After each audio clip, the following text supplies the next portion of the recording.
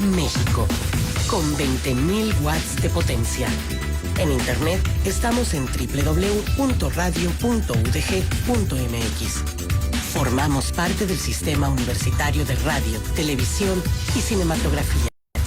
Radio Universidad de Guadalajara, la radio que llevas. Radio UDG,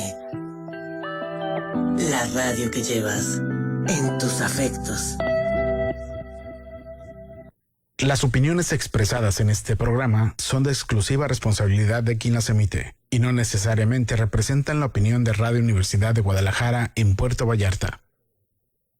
Expresión Universitaria presenta Lo líquido de lo absurdo. Un espacio que invita a la lectura, al diálogo y a la reflexión, bajo la conducción de Marco Antonio Delgadillo y Rosendo García. Comenzamos.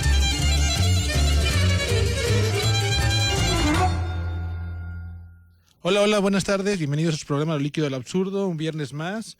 Si se dan cuenta, pues sin Marco otra vez, ya son dos outs, al tercero es ponchado, ese amigo. Bueno, aquí está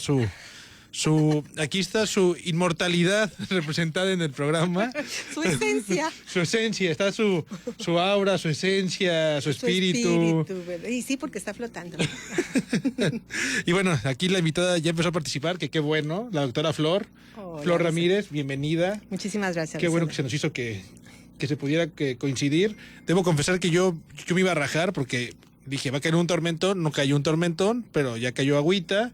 Se siente muy bochornoso el ambiente, sí, para malas, pero qué bueno que ya cayó la primera. Ay, sí, porque de hecho cuando el cielo lo estaba anunciando, que el sol se ocultó, y desde ayer, y dije, ay, ya la lluvia. Sí, no era lo que esperábamos, pero cayó algo. Y ya con eso las plantitas ya van a sentirse un poquito mejor, y quiero creer que también nos va a ayudar un poquito en la noche, que no creo, la verdad es que no creo que nos ayude, pero tengan cuidado, mucho tráfico en Avenida México, tengan cuidado con el pavimento recién mojado porque se pone muy resbaloso, así que manejen con precaución. Y es el programa número 59, si no me falla la memoria. El día de hoy vamos a hablar de un libro que se llama Los Infinitos, que es una recomendación de la doctora Flor, que habla mucho. Es un cuento, no es una novela, es un cuento largo. Bueno, puede. Sí, es que es difícil. De esta categoría, ¿no? Exacto. O sea, no sabemos si es cuento o novela, sí. O sea, parece un cuento largo, pero puede tener tintes de novela. Podemos jugar con eso. Sí. Pero es muy interesante porque trata de unos mortales, pero entran los inmortales del panteón griego. Entonces se pone interesante para aquellos que les guste la mitología griega de Zeus, Hermes, Hera y todos ellos. Aquí en la plática de hoy vamos a hablar un poquito de los dioses griegos. Pero antes de eso, recordarles que nos pueden llamar al 226-2233 y al 226-2266, aquí en cabina. En redes sociales estamos en Lo líquido del absurdo, en Radio Universidad de Guadalajara. Agradecer a la maestra Susana Mendoza Carreño por el espacio y por aguantarnos más de un año ya en el programa, a Jorge Cue, a Chepe Gómez, los ingenieros aquí, y a nuestras compañeras de servicio social que a veces vienen, a veces no vienen, dejan al Cue solo, hoy se me quedan viendo con ojos de no diga eso, pero lo estoy diciendo. Con cariño, y gracias por estar aquí otra vez ustedes, y a él que por allá anda también, que él no tendría que estar aquí, pero le encanta estar aquí. A Cue ya apareció ahí Cue. Nos vamos a la sección que a Marco no le gustaba y que luego ya hizo suya y que ya no sé si es mía, la verdad, que son las efemérides, que son muy poquitas el día de hoy. Hoy no traje muchas. Cue, porfa.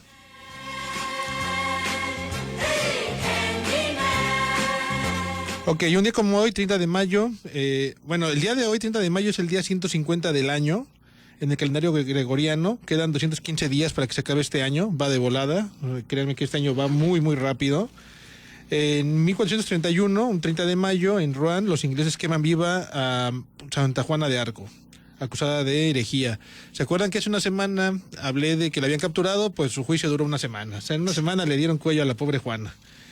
Un día como hoy, en el 1915, en Turquía, comienza la expropiación de bienes, deportación, violaciones y matanza del pueblo armenio, y en los siguientes 8 años morirán más de 1 millón de personas de la raza armenia.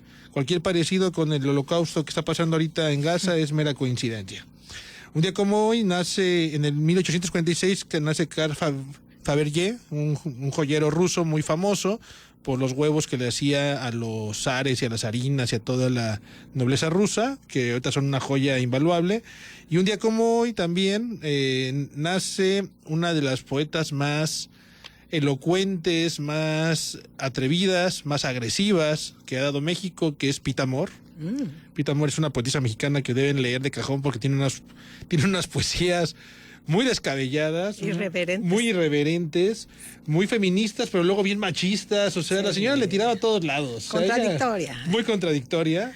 Pero muy buena. Y cuando uno ve sus entrevistas, cuando estaba viva, también era así, o sea, era contestataria, era agresiva con el que lo estaba entrevistando. Auténtica, original. Sí. Pita Amor, léanla si pueden. No hemos tenido un programa de ella, creo, y lo vamos a tener porque es una rareza en el mundo de la poesía mexicana, porque ella rompía las reglas siempre.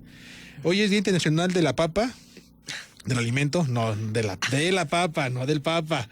Celebración establecida por Naciones Unidas para reconocer y promover los valores nutricionales, económicos, ambientales y culturales de la patata. Hoy es Semana de la Solidaridad con los pueblos de los territorios no autónomos. Hoy es día de sentirse solidario con el pueblo saharaui, sí, estaba pensando en la palabra, sí. Con el pueblo palestino, con todos estos pueblos que quieren ser reconocidos y que el país que los oprime no lo permite. Los kurdos, por ejemplo. Hay un montón de pueblos a nivel mundial que quieren ser reconocidos y que no se puede. Dice Marco Delgadillo, ya se hizo aquí presente en el chat, que es una novela de ficción que invita a la reflexión. Te está haciendo daño Pita Amor, me doy cuenta. Eso de querer rimar las cosas a la fuerza, Marco, no funciona. Viene manejando, viene por la Guadalajara, Puerto Vallarta, como él es fifí, puede pagar la cantidad exagerada de casetas que hay en esa autopista. Sí. Said, saludos, Rafa Rico, saludos. Y aparte, Día Mundial de la Esclerosis Múltiple. Acuérdense que tenemos fechas no son para celebrar, sino para reconocer y conmemorar a la gente que tiene ese tipo de enfermedades. Antes de empezar a hablar un poquito del libro, el libro que vamos a regalar hoy se llama El derecho a la intimidad en la sociedad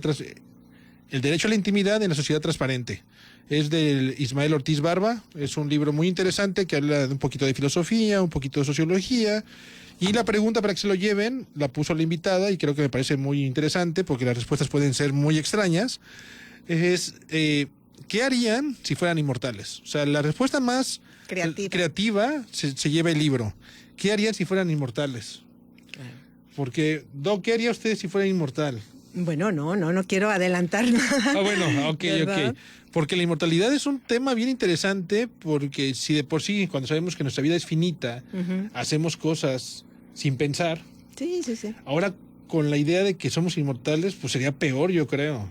Lo que pasa es que ya no tienes el sentido del tiempo, exacto, ni de la inmediatez, ni algunas consecuencias que pudieran estar confinadas al plano, precisamente de lo material, de lo humano.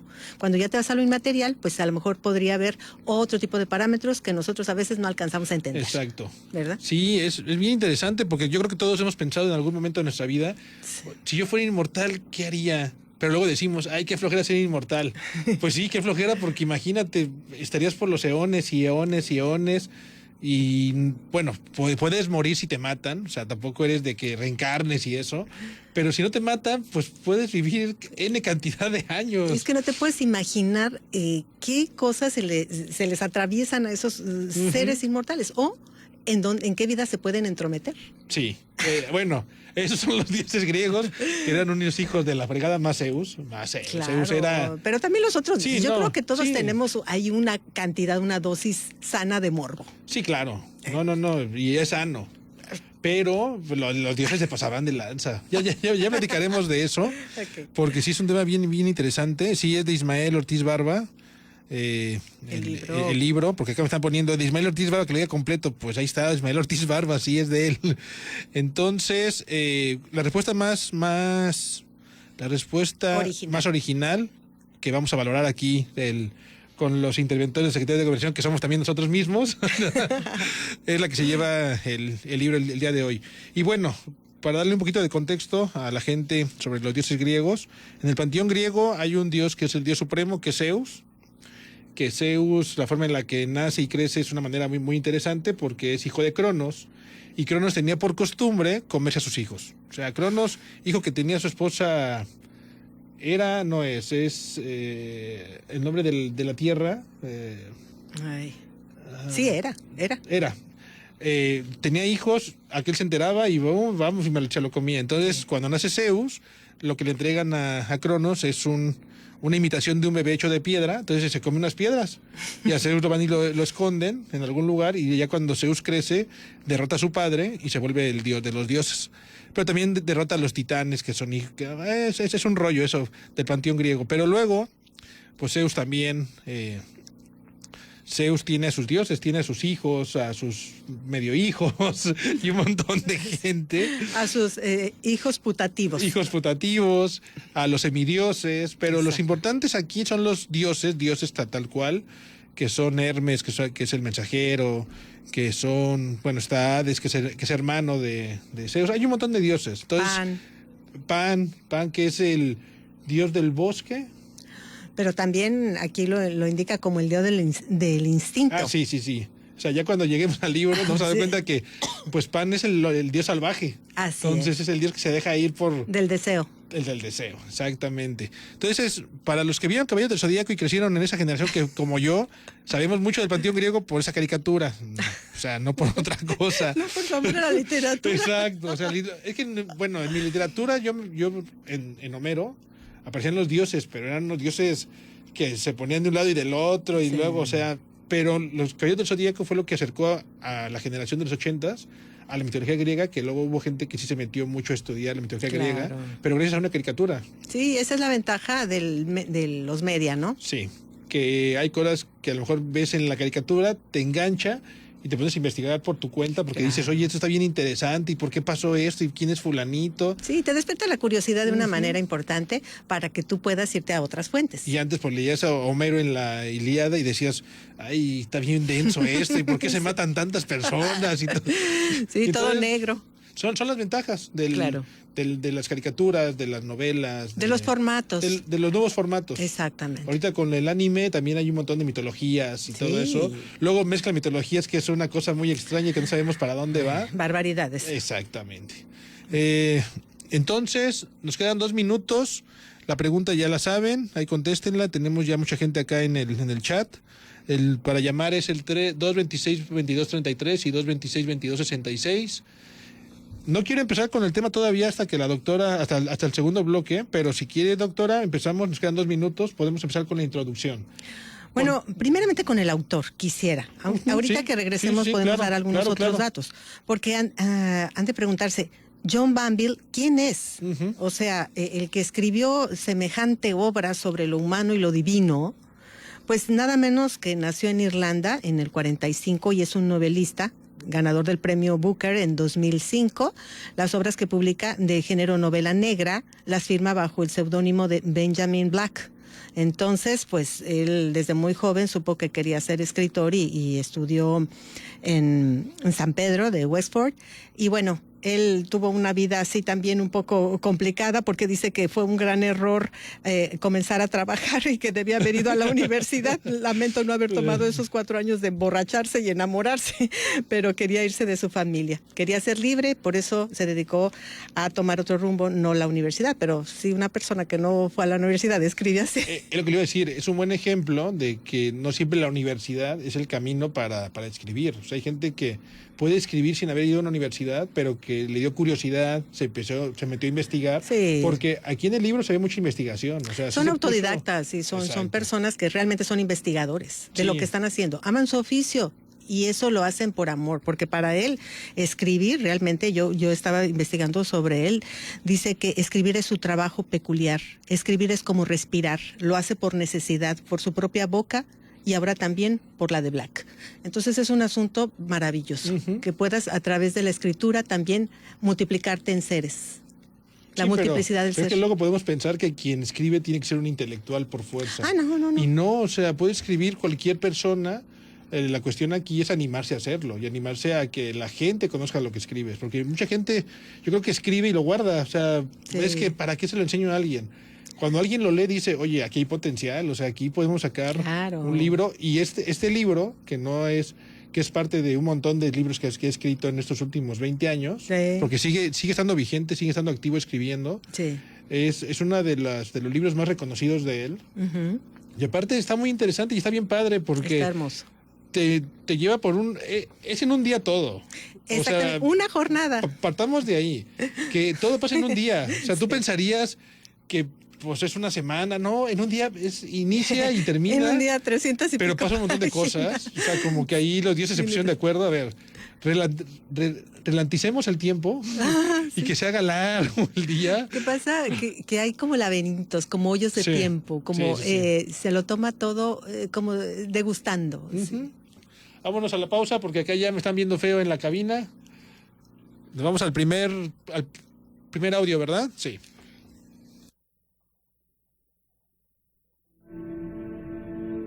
Hola, soy Leti Cruz y voy a leerte un fragmento de Los Infinitos, de John Van Ville.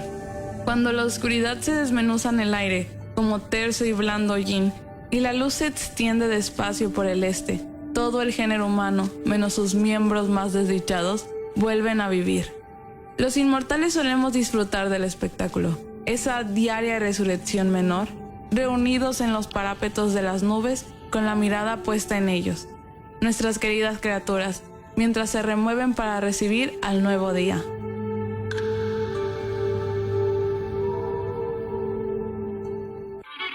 Llámanos al 322-226-2233. Radio Universidad de Guadalajara, la radio que llevas en tus dispositivos móviles. Di no a la violencia política en razón de género. Si enfrentas este tipo de violencia, no estás sola. El Tribunal Electoral del Poder Judicial de la Federación creó la Defensoría Pública Electoral para Mujeres. Aquí se brindan los servicios de orientación, asesoría y representación jurídica a favor de las mujeres víctimas de violencia política en razón de género o que han presentado alguna afectación por violación al principio de paridad. Sus servicios son gratuitos. Acércate. Tribunal Electoral del Poder Judicial de la Federación. Tu tribunal. ¡Hey tú! Sí, tú que me estás escuchando. ¿No se te olvida algo? Algo muy importante que necesitarás para el próximo 1 de junio, ¿no? Mejor te lo recuerdo. Si solicitaste la reimpresión de tu credencial para votar sin cambio de datos, tienes hasta el 30 de mayo para ir a recogerla al módulo donde hiciste tu solicitud. Así podrás participar en las elecciones del Poder Judicial. Este 1 de junio, tu participación fortalece la democracia. INE. Radio Universidad de Guadalajara, la radio que llevas. Un espacio donde la lectura será el pretexto para encontrarnos. Lo líquido de lo absurdo. Continuamos. Bueno, regresamos. La plática aquí entre comerciales está muy interesante con la doctora. Y bueno, los ponemos un poquito en contexto. Se trata de una familia que llega a una villa, a su villa, y son 4 o 5 miembros. Es Adam, que es un matemático que se está muriendo, eso es importante. Sí. Es Úrsula, su esposa, que es una esposa joven. Uh-huh. Es Adam y su hermana Petra. Helen, la mujer que ayuda a la... No, Helen es la esposa de Adam, del hijo de Adam, padre. Sí, es cierto. Que Ivy es la que ayuda. Ajá. Pero hay una cosa, Helen es una referencia total. Desde que yo leí el nombre dije, ya vamos a empezar desde aquí. Elena, sí. Elena de Troya. Sí. O sea, una mujer bella, la más bella la de la manzana mitología. De la discordia. La manzana de la discordia. Yo desde que vi eso dije, ya, o sea, desde rápido vamos a empezar con broncas. Con los griegos y los troyanos. Ya Elena, aquí está. Sí. Y entonces se juntan en su villa a pasar un día, una semana, bueno... más bien por la muerte del padre. Ajá. Porque... y también llega Ivy Blount, que es la criada, Ajá. y Duffy, que es el campesino, que ayuda en la ganadería de la finca, que también son personajes importantes. Ajá. Porque tienen un rol. Así es. Y cada uno de ellos los describe con con una precisión quirúrgica. Me encanta el estilo de John Banville porque te hace trasladarte casi hasta como si tú estuvieras siendo el personaje que está hablando con el otro, que le está viendo cómo pestañea, cómo respira, incluso que puedes oler su aliento, porque está diciendo qué tan ácido es. En fin, hay unas cosas maravillosas de la capacidad de Banville para meterte en los personajes, en la psicología del personaje, en los detalles ínfimos, los detalles que también te dan claves para entender el porqué de lo humano o la intención de que estén cruzándose los mundos finito e infinito, el mundo eterno o de los dioses y los mundos materiales humanos. Ya aquí usted hizo el gran favor de meter a los dioses. Ajá. Los dioses en la cultura griega, como lo platicábamos en el primer segmento, tienen esta costumbre del morbo. Sí. Del morbo de qué están haciendo los humanos, o sea, por qué hacen eso que hacen, ¿no? Y Zeus es un morboso, o sea, Zeus se hacía pasar por ganso, por toro, por animales y por otros seres humanos para poder hacer sus travesuras con las humanas. ¿Tú de qué te disfrazarías, Rosendo? ¿De qué te harías pasar? No sé, por un animal no creo, ¿eh? Sí. Bueno, piénsalo bien, los animales tienen algunas capacidades que desearíamos los humanos. Sí, pero no sé, por cómo trata el humano al animal en la actualidad, No, creo que un animal no lo desearías, ¿verdad? No. Pero sí, Zeus tenía esa mala costumbre, ¿no? De que le gustaba una mujer mortal y hacía todo lo posible para tener cosas con esta mujer mortal, y lo traigo a colación por la idea de qué platicamos hace rato, del mito de anfitrión, uh-huh. Que es un mito griego donde la mamá de Hércules, Uh-huh. que se llama, se me fue el nombre, Almena, Zeus se enamora de ella, Ajá. pero ella no le hace caso, entonces Zeus se convierte en el esposo. En anfitrión. En anfitrión. Y aquí está la paradoja, o sea, tanto que nos gusta esa palabra, eres el anfitrión de la fiesta, el anfitrión de esto. No hay peor palabra para alguien que anfitrión, porque anfitrión fue el cornudo. El cornudo, sí, directamente. O sea, Zeus se metió con la esposa de anfitrión siendo él anfitrión, Uh-huh. y pues el otro, pues se enteraría ya después, pero o sea, Claro. cuando les digan ser anfitrión, díganles que ustedes no quieren ser eso, que esa, sí, exacto. El venado. Sí, ser anfitrión creo que ya no es buena onda. No, pero fíjate que esa parte también está maravillosamente relatada en el libro cuando Adam Goodley, se convierte en el esposo, en su hijo. Sí. Y visita a Ellen en la figura y en la persona de su hijo. Entonces, obviamente, es todo esa adaptación, pero me encanta porque, bueno, ahí ves toda la humanidad, la divinidad deseando humanidad y la humanidad intentando trascender en el acto de amor hacia lo divino. No lo había visto así. Bueno, podría ser. Sí, sí, tiene razón. Pero pues también se pasó de lanza el papá. Eso sí, que pero sea un aprovechado pero es que es eso, y ¿no? un ojete, sí. Los dioses ponen a prueba a esta familia. Sí. Y pues los dioses juegan con la familia horriblemente. O sea, hacen que hagan cosas que moralmente están mal, pero que por ser dioses los que están manejando a los mortales, pues no están mal. No, porque precisamente ese es como el rol que en esta obra el escritor les da: entrometerse, Uh-huh. supervisar, observar y sentirse así como ese ojo, ¿no? Que está mirando todo, porque a veces te sientes también observado. Claro. ¿Quién me está viendo? Y por eso te da como vergüenza. Hace rato hablábamos de la vergüenza de escribir, de que Uh-huh. conozcan tus más íntimos deseos, Sueños, pensamientos, temores, etcétera. Entonces, en esta obra, yo creo que también en parte debe ser un poquito, en algunos momentos, autobiográfica de Banville, porque podría ser. hay cosas que de su familia, él mismo lo ha dicho: yo quería huir de mi familia. Adam quería huir de su padre, porque ni lo amaba, Uh-huh. ni lo odiaba. Entonces, no hay cosa más terrible que los sentimientos indefinidos. Sí, claro. O sea, no lo odio, no lo quiero, Exactamente. No hay una emoción hacia la otra persona. O hay toda esa vorágine de emociones. También. Que no sabes por cuál decidirte, a menos que van transcurriendo cosas. Pero aparte, en realidad, tampoco es la intención de Bambi en ningún momento dar un desenlace. No. Y tampoco se pone en un tono moralista. Para nada. Lo que hace en su libro, y aquí lo escribí en mis notas, es... Intenta explicar la vida sin que medien lo que decía usted, ni la moral, ni la memoria, eso es muy importante, porque todo lo que hacen lo van a olvidar.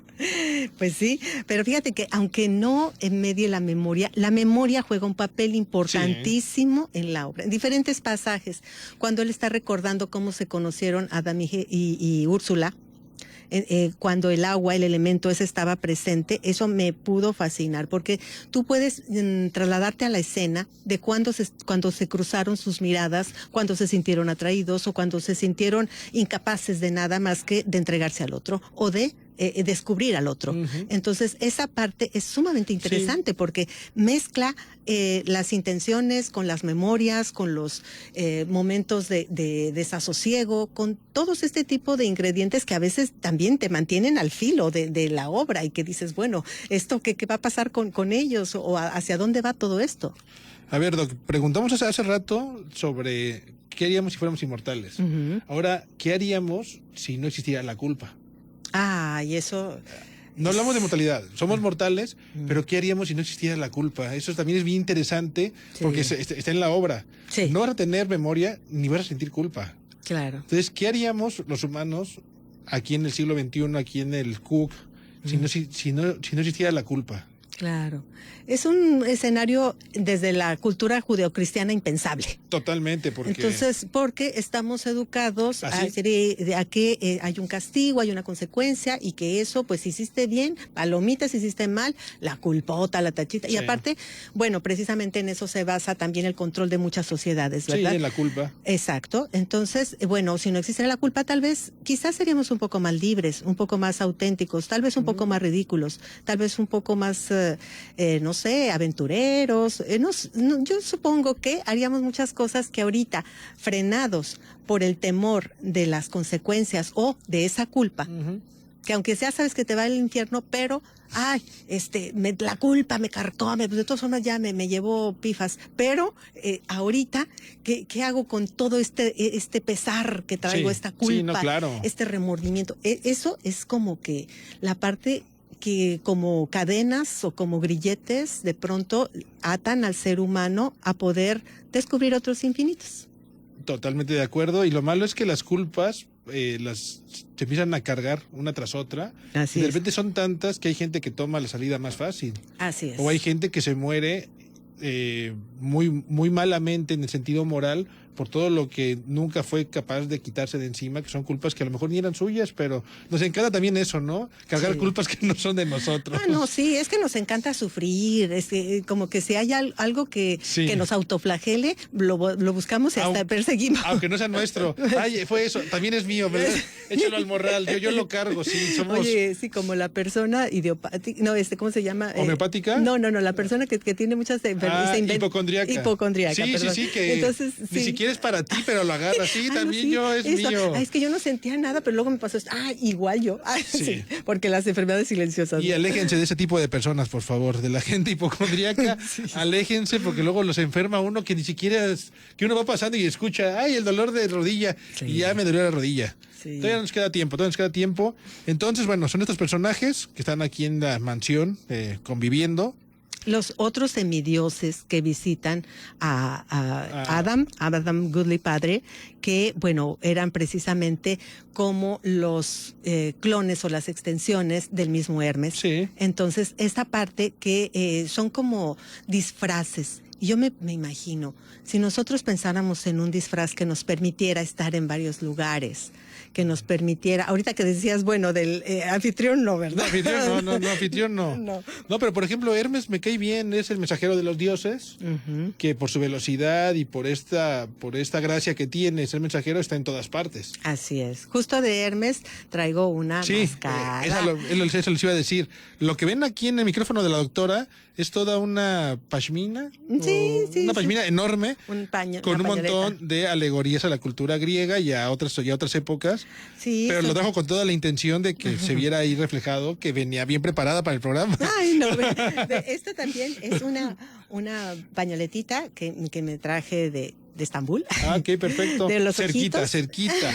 Bueno, no, la Grecia antigua era Turquía. Sí. Toda la costa del Egeo. Sí, sí, porque ya sabes que antes de ser de los otomanos fue de los griegos, Sí, de sí, esto, sí. de los romanos, de muchos No, otros. y la antigua Troya está en tierras turcas actualmente. Así es.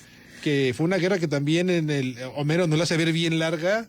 Sí. Y no fue tan larga. No. Y sí mataron un montón de gente, pero Homero abusaba de su imaginación para explicarnos por qué la guerra de Troya. Esta es de una seda linda que, bueno, fue un regalo que me hicieron favor de darme. Y me recordé porque también con esa sutileza, Banville describe las ropas o la piel o los vellos o cualquier parte del cuerpo, cualquier, pues, ¿qué podríamos decir? Aquello que a veces no queremos nombrar, como también cuando decimos, sálvase a la parte. Sí, claro. Cuando estamos refiriendo, no sé, a los testículos o al ano. Sí, pero nos encanta decir eso. Sí. O las partes íntimas. O sea, para no hablar del lugar, ya nos vamos al segundo corte y al segundo audio. Esto va muy rápido. Demasiado. Necesitamos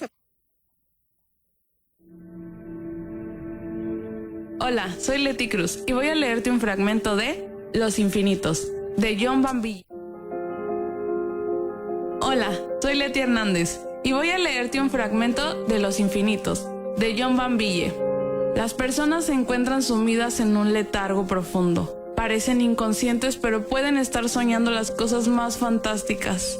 En cualquier caso, aunque no pueda oírlo, sabe que no se ha muerto. Ese vínculo elástico que los une aún no se ha roto. Ella sigue sintiendo el antiguo y vibrante tirón. Se halla muy lejos, pero piensa, está segura.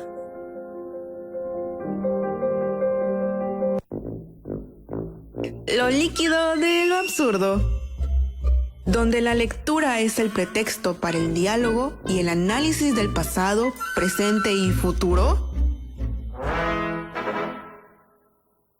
XHU-GPB, Radio Universidad de Guadalajara en Puerto Vallarta, 104.3 FM, www.radio.udg.mx. Radio Universidad de Guadalajara, la radio que llevas. En México le cantamos al amor, a la felicidad y a la vida. Si tienes entre 18 y 34 años, es tu oportunidad. Participa en el concurso México Canta por la Paz y contra las Adicciones. Participa como intérprete o compositor. Sube una grabación de audio o video de una canción de hasta 3 minutos en mexicocanta.gov.mx. Conviértete en la nueva voz mexicana y erradiquemos la violencia en la música. Gobierno de México. Conexión Cucosta, un programa con el acontecer universitario. Entérate de actividades culturales, académicas y proyectos realizados en el Centro Universitario de la Costa, sus alumnos y egresados. Martes, 5 de la tarde, por el 104.3 FM. Conexión Cucosta.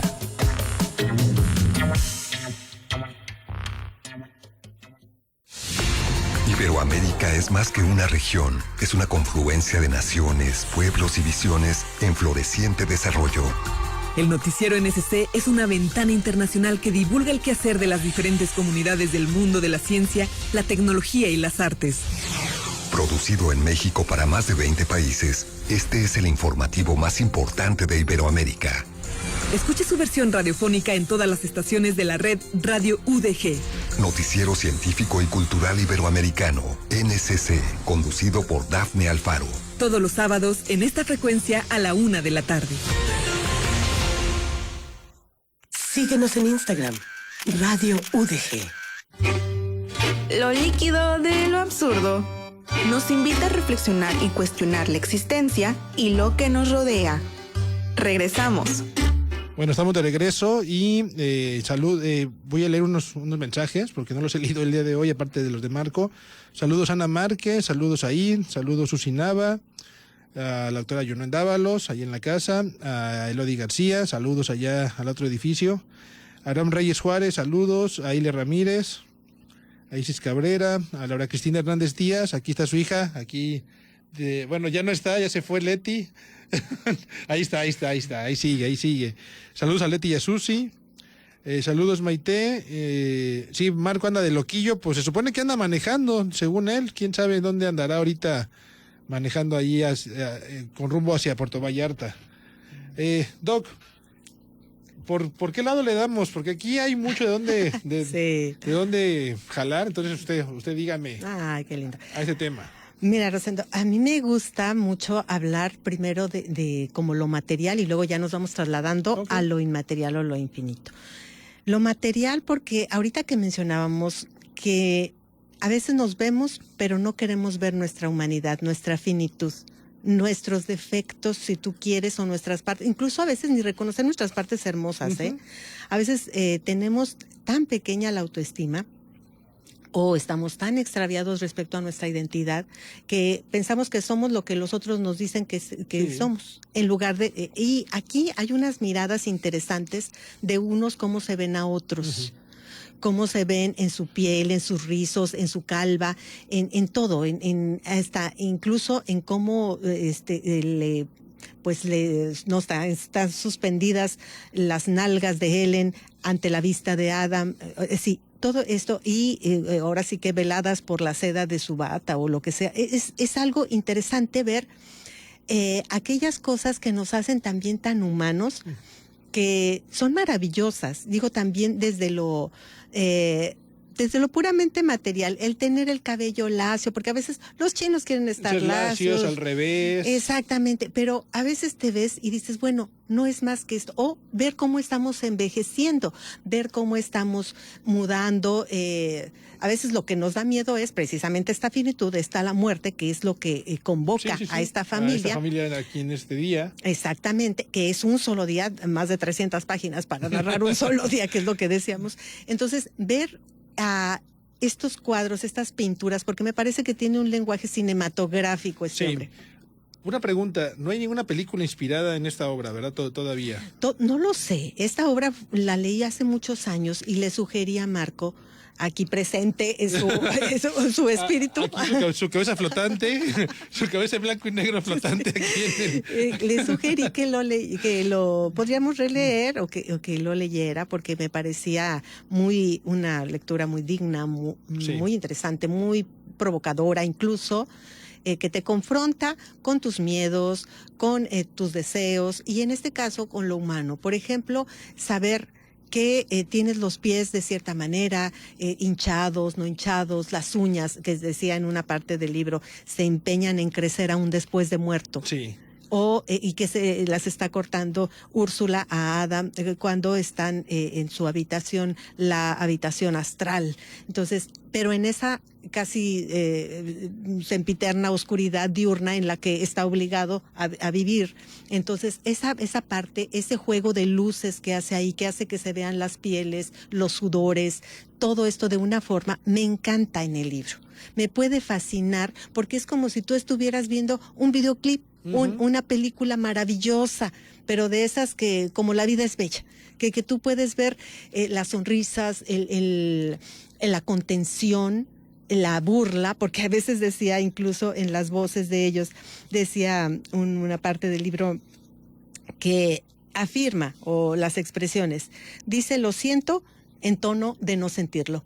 Entonces, hay tantas cosas tan maravillosas en nuestras voces. No lo quería hacer, pero sí lo quería hacer. Finalmente, lo siento, es como lo lamento tanto, ¿verdad? Entonces, es esa hipocresía que que también nos es muy familiar a los seres humanos. Y de ahí pasa eso mucho. Yo doy aquí en la universidad para la materia de ética, para dos carreras diferentes, y cuando les pregunto a la primera clase, jóvenes, ¿qué virtudes tienen? Me hablan de la puntualidad, la responsabilidad, y yo así de, jóvenes, nada de eso es una virtud, son hábitos adquiridos, pero los hacen ver como virtudes. O sea, ni siquiera sabemos qué virtudes tenemos, porque cuando alguien nos las dice, no nos gusta que nos digan nuestras virtudes porque sentimos que no somos dignos o responsables de ellas. Exactamente. Entonces, ¿qué hacemos? Disfrazar hábitos o costumbres de virtudes. Sí. Luego me dicen que la amistad es una virtud. No, la amistad no es una virtud. O sea, claro, hay muchas confusiones, ¿sabes? Porque creo que tenemos miedo a conocer realmente lo que somos y quiénes son los otros. las intenciones y de hecho, a veces ni siquiera somos capaces de mirarnos con honestidad en un espejo, sostenernos una mirada, una mirada honesta, una mirada de decir, esta soy yo, este eres tú. Entonces, si partiendo de esa honestidad, porque es lo que tiene la novela negra, y es cruda. Sí, que es cruda y da la yugular siempre que puede. Sí, así es. Entonces, expone de una manera interesante y magistral tus ridiculeces como ser humano. Sí, porque la relación de Úrsula con Adam, que son madre e hijo, yo luego dije, complejo de Edipo. Sí, o sea, pero feo, o sea, un complejo de Edipo bien feo ahí muy, muy extraño. Sí. Y entonces, que también hace relación con la cultura griega, pero hace relación con el psicoanálisis del siglo XX. Así es, porque de hecho, fíjate, en este siglo de tantas limitaciones, como tú lo mencionabas hace rato, de tantos impedimentos, de tantas cosas que no son impuestas, entonces, ¿dónde está lo original? ¿Dónde está aquello que te va a hacer trascender, aquello que te va a hacer que te recuerden? ¿Cómo quieres ser recordado? ¿Qué quieres que recuerden de ti? Y eso a veces también nos cuesta trabajo vivir una vida como mucho más libre de juicios. Sí, pero también hay otra cosa, Doc. Si usted fuera como realmente es ante la sociedad, ¿cuántos amigos podría tener? O sea, ¿cuántos amigos podría conservar? ¿Pero para qué quiere tener una fila de amigos hipócritas? Pues sí, pero en la sociedad es así. La sociedad ahorita la sociedad es ¿cuántos amigos tengo en Facebook? Bueno, ya en Facebook ya no en otras plataformas, y yo así de, pues los que tengas, o sea, es irrelevante, o sea, no importa, porque de esos 2,000 amigos que tienes, ¿cuántos conoces? Sí. A 5, los demás son gente que te agregó por agregarte. Claro. Si tú me permites, quiero mencionar algo acerca de este libro sobre la parte de, un poco más adelante no es exactamente un hombre, pero sí hace los movimientos de un hombre, de Benny Grace, que es el otro personaje, el personaje que Hermes, pero... Un personaje misterioso que llega a la villa. Ajá, pero que se hace pasar por humano. Sí, es Hermes disfrazado de humano, pero que nadie sabe por qué llegó, pero lo aceptan. O sea, nunca le dicen que no, lo aceptan. Porque Úrsula lo conocía. Úrsula ya lo había visto en otra parte de la vida. ¿Qué puede ser estas travesuras de los dioses? Exactamente. Entonces, sí. Dice, Benny Grace, quizá haga algo mágico, no esgrimiendo un garrote, sino agitando una varita, calmando las inquietudes para que todos, el papá también, quizás se eleven, cada uno por su cuenta y en parejas, temblando de sorpresa y placer, con el aire suave y en calma. Este tipo de frases que te hacen cambiar de ritmos, que te aceleran y luego te dejan en un solaz. Es algo muy bonito y deseamos de los seres humanos que si uno pudiera tener la mirada más atenta en ti, en los otros, quizá las cosas serían diferentes. La lectura de Bambi, yo se la recomiendo mucho porque... incluso aquí lo menciona entre sus personajes. La presencia de Benny hace que Petra, la hermana de Adam, vea esas cosas con nuevos ojos, o incluso como si fuera la primera vez. Cuando somos verdaderamente capaces de mirar, sí, de observar. Porque una cosa, tú sabes, es oír y otra escuchar. Totalmente. Y lo mismo es ver y observar. Exactamente. Entonces, y verte y conocer al otro y estar con el otro. Una cosa es compartir el espacio y otra realmente estar y ser con el otro, entre los dos. Entonces, eso es muy difícil y eso me encanta porque habla precisamente de hasta dónde llegan nuestros límites, cómo se entrecruzan nuestros límites, nuestros intereses. Y me encanta también la parte donde el mismo escritor habla, pues, de cómo los animales también, habitados por los dioses, se mueven, cómo son sus rabos, cómo son sus movimientos, cómo son sus ruidos. Y creo que exageran el detalle cuando hablan de los animales, porque de repente yo decía, ok, ya conozco los conejos, ya que le pares, las ¿no? gaviotas. O sea, ¿por qué me tiene que decir tantas cosas de este animal? Pero fíjate bien, qué interesante, porque para él es una nueva manera de conocimiento. Por ejemplo, en otra cosa, lo conozco a él y su perturbador comportamiento. ¿Cómo no iba a conocerlo? Fijaos en él, agazapado en esa grotesca butaca, hundido en el tremedal de sí mismo, con los dedos entrelazados sobre las piernas y despatarrado, con esas abultadas rodillas y esa dilatada e informe bolsa abultando entre sus muslos. Entonces, todo esto es como si reconocieras otras cosas del personaje, reconocerlo en su integridad o en su miseria. Y eso me fascina, la manera en que puede llevarte al detalle. Y claro, pues de qué otra forma una sola jornada iba a durar casi 400 páginas. Sí, o sea, tiene que aventarse cada personaje y decirnos cómo está sentado, cómo está su pierna izquierda, cómo está el brazo derecho. Sí, claro. Pero fíjate que hasta en esas sutilezas de los movimientos. No, porque eso tiene una intención, ver las cosas de una manera distinta, situarte en ellas, entender la presencia y la ausencia y es que también la dirección. El hecho de ver, ya sé que ese es el momento, ya voy. También el hecho de que te imagines al ser humano en su momento más más vulnerabilidad, más vulnerable, también esa imagen te rememora a quizá tus abuelos cuando los viste en ese momento, sí. o a alguien que viste y te relaciona luego. Sí, ya sé, ya voy, ya dejen de verme feo. Nos vamos al último corte y al último audio.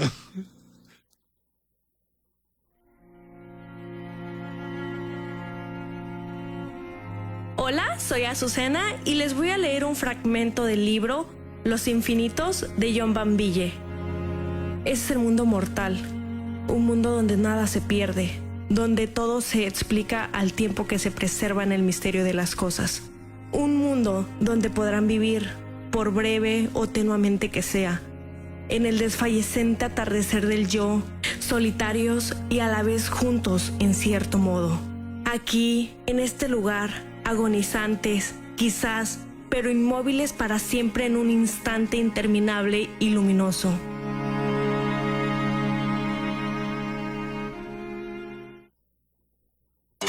Lo líquido de lo absurdo. Un espacio que invita a la lectura, al diálogo y a la reflexión. Volvemos. Radio UDG. La radio que llevas en tus afectos. Mantener un sistema de drenaje sanitario eficiente y seguro es nuestra prioridad y una responsabilidad de todos. Asegúrate que los desagües de tu casa o negocio canalicen el agua de patios y azoteas a la calle y no al drenaje sanitario, para evitar colapsos de tubería, socavones y derrames de aguas negras durante este temporal de lluvias. Así, nos ayudas a cuidar tu salud, nuestras áreas naturales y la imagen del destino. Seapal Vallarta.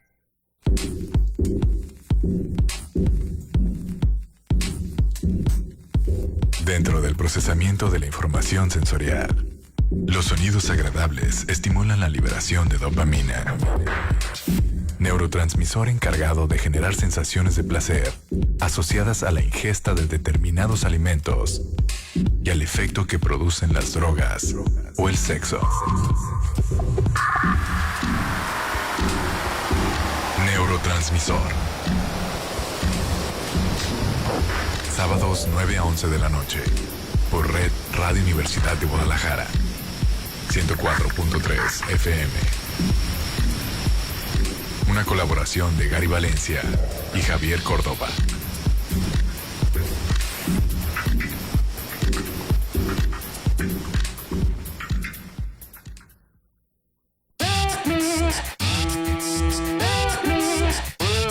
Radio UDG. La radio que llevas en tus mejores momentos. Llámanos al 322-226-2233. Adelante. Ya. Ya estamos de regreso.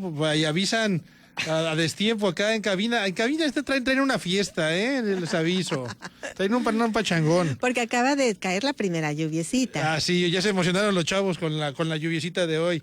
No, también acá tenemos una fiesta acá en el programa. Estábamos viendo por qué lado cerrar, porque hay demasiado de dónde hacerlo. Pero estamos platicando con la doctora de irnos un poquito a la narrativa, pero también irnos también a esta parte no de narrativa, pero sí que está implícita en el texto. Uh-huh. Doc, ¿por dónde? Díganos. Pues mira, aquí hay tantas dimensiones, porque una es el tiempo. los tiempos pasados, el tiempo tan lento y lo que sucede en cada uno de los personajes, cómo van apareciendo en escena uno tras otro, cómo se van entretejiendo con los deseos, con los miedos, con también los sentimientos del propio hijo, que para decirlo, bueno, Adam tiene ese conflicto de saber si va obviamente a tratar de reconciliarse o no con su padre. ¿Por qué? Porque Adam, hijo, en este caso, el heredero inseguro y atormentado, no se va a estar tampoco al final reconciliando con el padre, ni toma una gran decisión, pero hay un atisbo de comprensión y aceptación. Parece que está dispuesto a seguir adelante, sabiendo que nunca va a poder ser igual al padre. O sea, estas cosas de la comparación, porque de todas formas, como primogénito, como hombre, no sé, en esta sociedad patriarcal y todo esto de que cae un peso muy fuerte sobre los hombres, entonces pone a Adam como un responsable dentro de lo humano, porque también a Petra, la nieta, enferma mental, queda como una figura de ambigüedad y percepción alterada. O sea, Petra como hija, pero como una hija a quien Adam, ahora sí que el Dios, le da ciertas facultades para poder ver cosas de lo sobrenatural, de lo trascenderlas. Petra por eso es un personaje que tampoco encuentra mucho su lugar.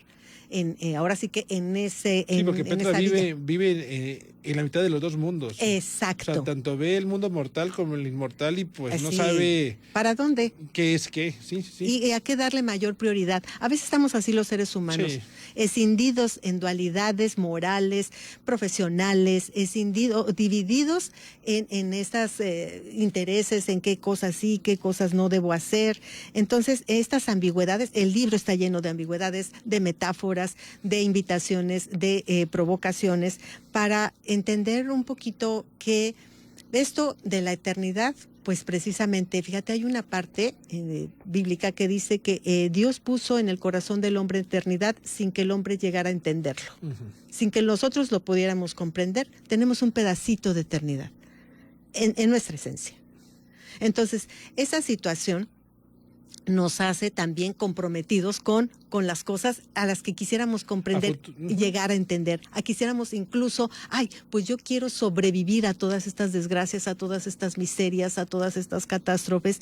Y me encanta esa parte de cómo los personajes tal vez no se reconcilien, tal vez no resuelvan nada, porque uno dice, bueno, ¿y esto qué pasó? Que muchas cosas que quedan abiertas, como en las otras películas. Eso es lo que le iba a decir, que de repente el libro no cierra en nada. Así es. O sea, el libro, los dioses...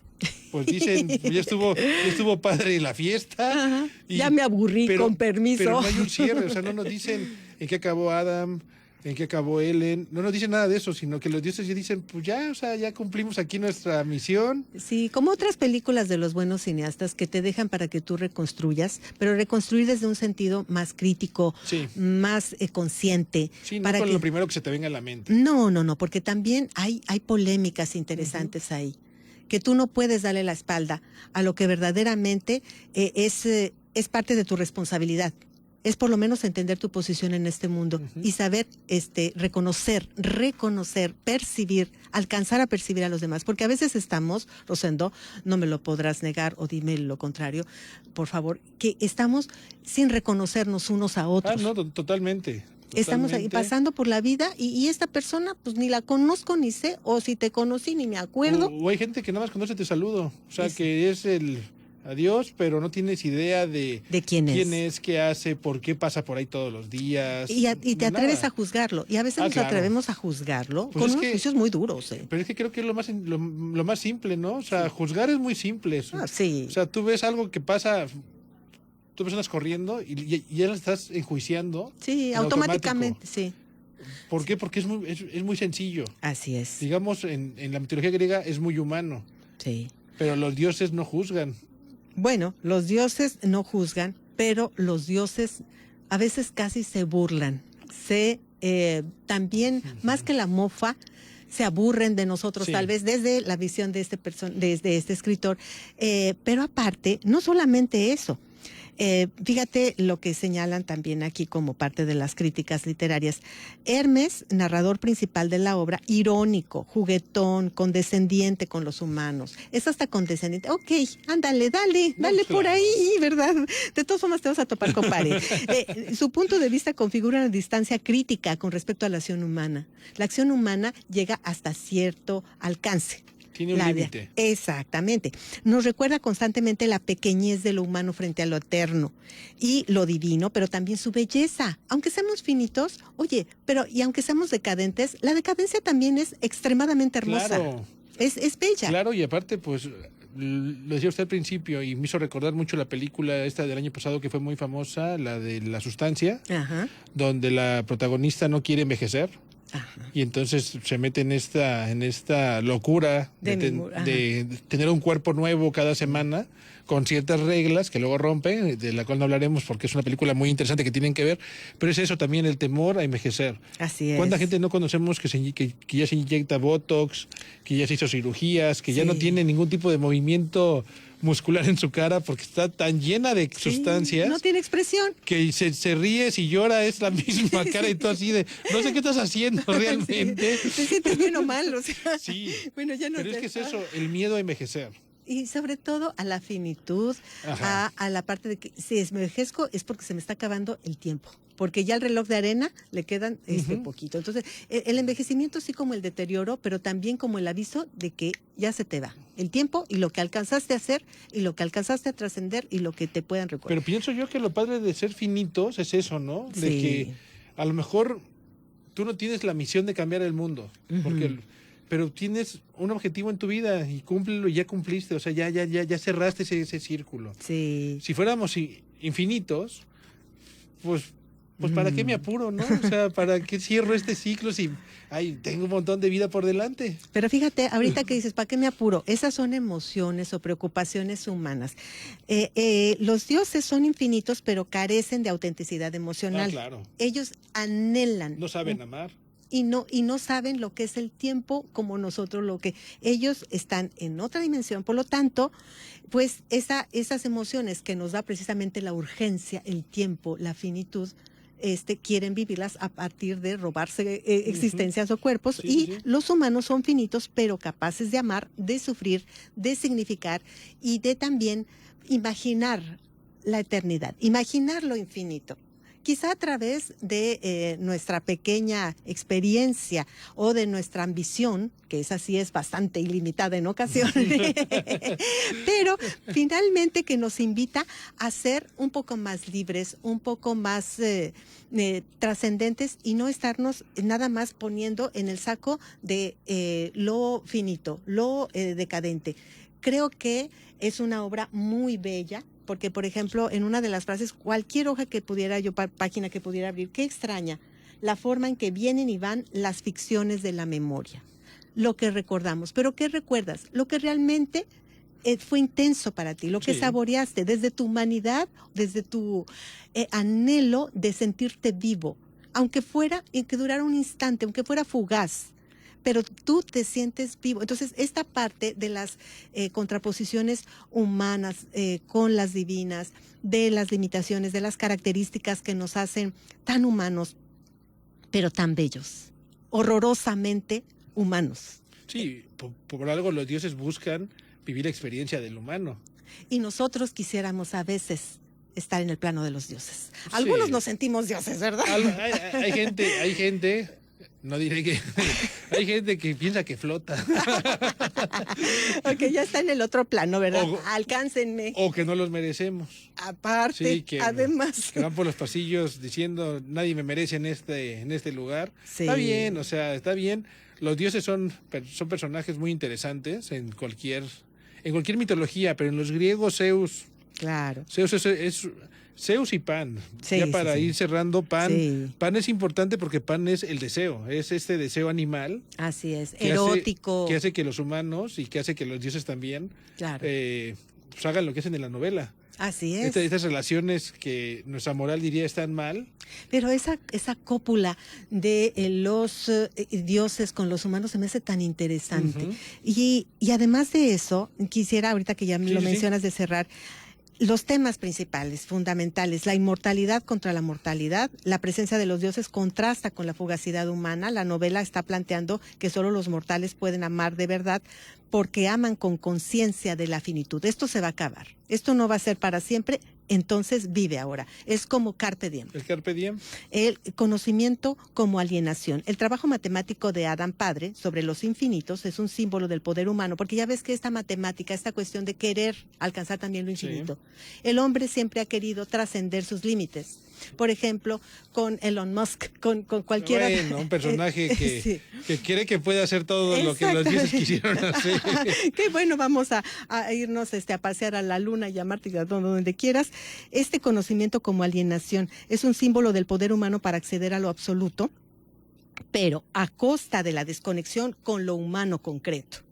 La recepción mítica. Zeus y Hermes repiten sus papeles clásicos, el deseo, la traición, el juego con los humanos, porque se divierten de forma... Es su forma de ser. Exactamente. Históricamente es su forma de ser. Y hasta se siente uno como títere, como juguete de los dioses. Y a veces lo decimos así como, ¡ay!